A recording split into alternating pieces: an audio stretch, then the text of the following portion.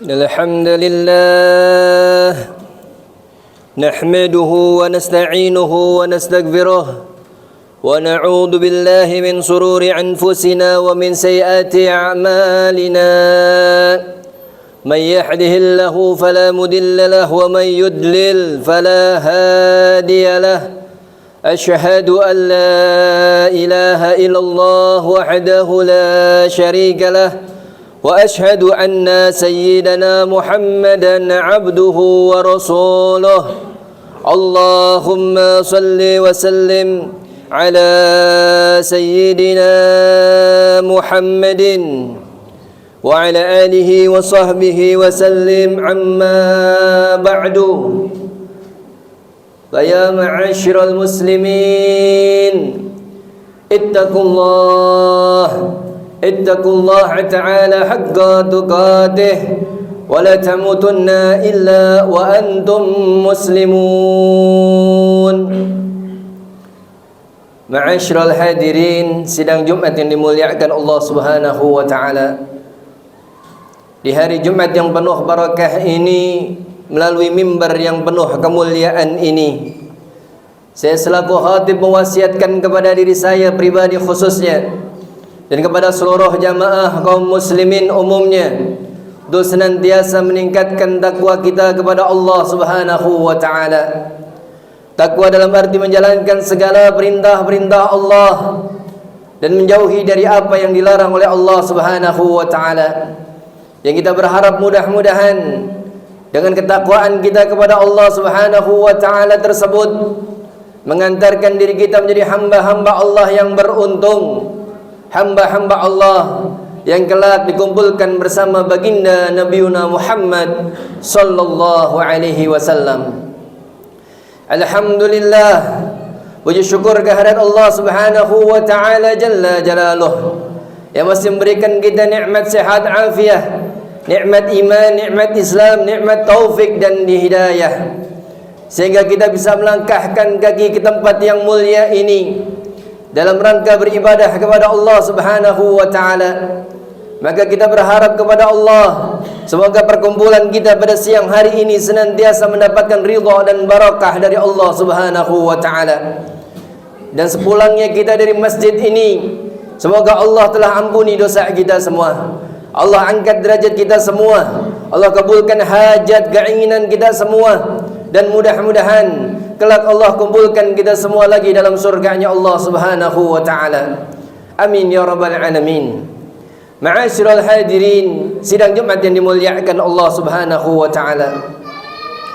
Dalam sebuah kehidupan kita senantiasa terbentur dengan sebuah problema, terbentum dengan sebuah keadaan, baik keadaan itu yang nampak, yang bisa kita pahami dan kita selesaikan dalam menyikapinya, atau sebuah problem yang tidak nampak sehingga kita tidak bisa melihatnya dan menyikapinya.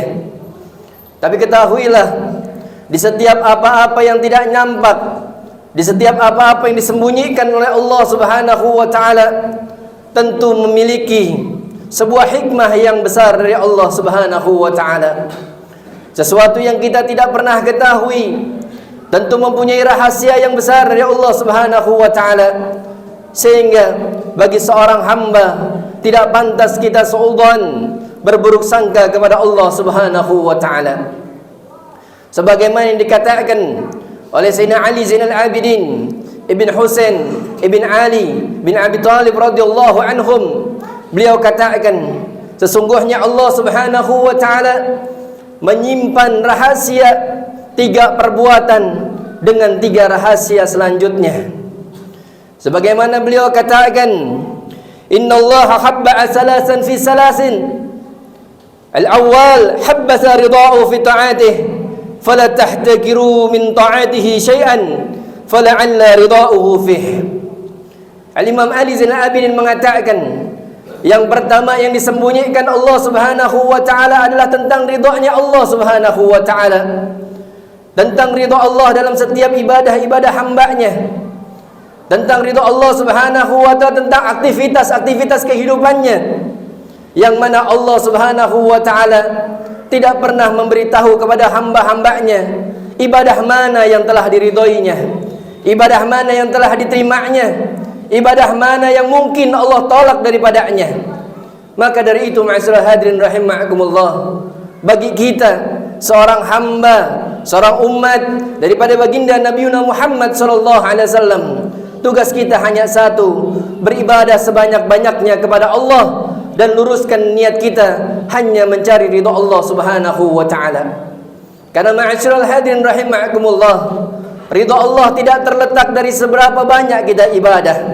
Ridha Allah tidak terletak dari sebagaimana beratnya kita ibadah. Ridha Allah tidak terletak dari seberapa banyak uang, harta yang kita keluarkan untuk ibadah tersebut.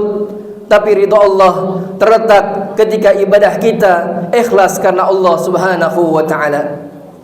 Dalam kitab Nasa'ihul Ibad karangan Imam An-Nawawi radhiyallahu an, beliau menceritakan bagaimana Al-Imam Al-Ghazali Khuzzatul Islam diberikan surga oleh Allah Subhanahu wa taala bukan lantaran karya-karyanya yang banyak, bukan karena ibadah-ibadahnya yang luar biasa, tapi dalam kitab tersebut disebutkan bahwasanya Al-Imam Al-Ghazali rahimallahu rahmatal abrar mendapatkan ridha Allah karena tatkala dia sedang menulis kitab, daripada kitabnya ada seekor lalat yang menumpang di sebuah tintanya, dan lalat tersebut meminum daripada tinta tidak Imam Al-Ghazali. Dia biarkan sampai lalat tersebut kenyang, dan ternyata itulah ibadah kecil yang menyebabkan Al-Imam Al-Ghazali diterima seluruh ibadahnya oleh Allah Subhanahu wa taala. Maka tidak pantas bagi kita ma'asyiral hadirin rahimakumullah meremehkan daripada ibadah-ibadah yang kecil di hadapan Allah, karena sesuatu yang kecil bisa jadi besar di hadapan Allah Subhanahu wa taala. Kemudian yang kedua dikatakan wa khabba suhtahu fi ma'siyatihi fala tahkiru min ma'siyatihi syai'an fala'alla suhtahu fihi. Kata Imam Ali Zainal Abidin, Allah pun meletakkan murkanya di setiap maksiat-maksiat hambanya, maka jangan pernah remehkan daripada maksiat-maksiat yang kita lakukan di hadapan Allah Subhanahu wa taala.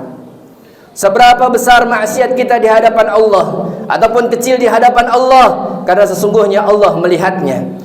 Mungkin kita tidak bermaksiat di hadapan manusia, tapi ketika kita ada di rumah, di tempat yang sepi, di mana orang-orang tidak ada yang tahu, Allah melihatnya. Maka jangan pernah remehkan segala bentuk maksiat kepada Allah Subhanahu wa taala, karena murka Allah akan ada walaupun itu maksiat yang kita anggap kecil. Hadirin yang dimuliakan Allah Subhanahu wa taala, pernah juga kita mendengarkan bagaimana seorang ahli ibadah yang ibadahnya luar biasa di hadapan Allah Subhanahu wa taala, namun dia dimasukkan ke dalam nerakanya Allah lantaran sebuah perbuatan yang kecil, perbuatan yang mungkin tidak pernah kita pikirkan, yaitu dia menyimpan seekor kucing di dalam rumahnya dan dia tidak memberikan makannya sampai kucing tersebut mati, dan itulah yang menyebabkan dia dimasukkan ke dalam nerakanya Allah Subhanahu wa taala. Maka dari itu ma'asyiral hadirin rahimakumullah, murka Allah tidak dilihat dari seberapa besar maksiatmu kepada Allah. Murka Allah tidak dilihat seberapa banyak hartamu untuk maksiat di hadapan Allah, tapi murka Allah dilihat ketika engkau berani bermaksiat dan di situ Allah mengetahui maksiatmu di hadapan Allah Subhanahu wa taala. Untuk itu ma'asyiral hadirin rahimakumullah, jangan lagi kita meremehkan segala bentuk maksiat, karena sesungguhnya tidak ada satu tempat pun di dunia ini yang kita bermaksiat kecuali Allah mengetahuinya. Kemudian yang ketiga, Al-Imam Zainal Abidin radhiyallahu an mengatakan, khabba wilayatihi fi khalqihi fala tahfiru min ibadihi ahdan fala'allahu waliyullah. Kata Imam Ali Zainal Abidin yang ketiga, sesungguhnya Allah Subhanahu wa taala meletakkan cinta kepada hamba-hambanya, maka jangan pernah kau remehkan siapapun yang ada di hadapanmu. Mungkin dia lebih sedikit hartanya daripadamu, mungkin dia lebih kecil pangkatnya daripadamu, mungkin dia terlihat lebih sedikit ibadahnya di hadapanmu, Tapi sesungguhnya Allah Subhanahu wa ta'ala mempunyai nilai sendiri dalam mengatur cintanya. Bisa jadi orang yang terlihat ibadahnya sedikit, orang yang terlihat hartanya sedikit, orang yang terlihat tidak mempunyai jabatan semasa hidupnya, tapi di situ Allah letakkan cintanya dan dia termasuk orang-orang yang menjadi kekasih Allah Subhanahu wa ta'ala. Maka ma'asyiral hadirin rahimakumullah, sungguh bijak para ulama-ulama kita mengajarkan kepada kita, ketika kita melihat seseorang yang di hadapan kita usianya lebih lanjut daripada kita, usianya lebih tua daripada kita, hadirkan dalam hati kita, oh, beliau adalah orang yang beruntung karena usianya sudah lanjut, maka kami pastikan beliau ibadahnya lebih banyak daripada kita semua. Dan ketika kita melihat dengan seseorang yang lebih muda usianya di hadapan kita, maka hadirkan dalam hati kita, oh, beliau adalah orang yang beruntung karena mereka atau beliau masih kecil, tentu maksiatnya masih sedikit di hadapan Allah Subhanahu wa ta'ala. Inilah yang perlu kita hadirkan, ma'asyiral hadirin rahimakumullah, sehingga kita menjadi hamba-hamba Allah yang bersih hatinya, tidak pernah meremehkan orang lain. Karena bisa jadi orang yang hari ini kita remehkan kedudukannya di dunia, dia akan lebih tinggi kedudukannya di hadapan Allah Subhanahu wa ta'ala. Mudah-mudahan Allah Subhanahu wa ta'ala senantiasa memberikan kita hidayah, memberikan kita inayah untuk senantiasa beribadah kepada Allah Subhanahu wa ta'ala, tidak pernah meninggalkan ibadah-ibadah yang kecil, terlebih ibadah-ibadah yang diwajibkan oleh Allah Subhanahu wa ta'ala. Semoga Allah Subhanahu wa ta'ala menaruh rasa takut untuk kita bermaksiat di hadapan Allah Subhanahu wa ta'ala, baik maksiat yang besar apalagi maksiat-maksiat kecil yang sering kita laksanakan. Dan mudah-mudahan Allah Subhanahu wa ta'ala membersihkan hati kita dalam melihat orang lain, sehingga orang lain tetap mulia di hadapan kita, baik di dunianya maupun di akhiratnya Allah Subhanahu wa ta'ala. Amin amin ya rabbal alamin. Inna ahsanal kalam kalamullahil malikil a'lam, wallahu subhanahu wa ta'ala yaqul wa biqauli yahtadil muhtadun, fa idza quri'al qur'an fastami'u lahu wa ansitu la'allakum turhamun. A'udzu billahi minasyaitonir rajim. Bismillahirrahmanirrahim. Wal 'asri innal insana lafi khusrin illa alladhina amanu wa 'amilus solihati wa tawassaw bil haqq wa tawassaw bis sabr. Barakallahu li wa lakum fil Qur'anil 'azim wa nafa'ani wa iyyakum bima fihi minal ayati wa dzikril hakim wa taqabbala minni wa minkum tilawatahu innahu huwas samiul alim. Aqulu qouli hada fastaghfirullahal azim yazkurukum wa lisairil muslimina fastaghfiruh min kulli dhanbin innahu huwal ghafurur rahim. Allahumma shalli ala sayyidina Muhammad wa ala ali sayyidina Muhammad.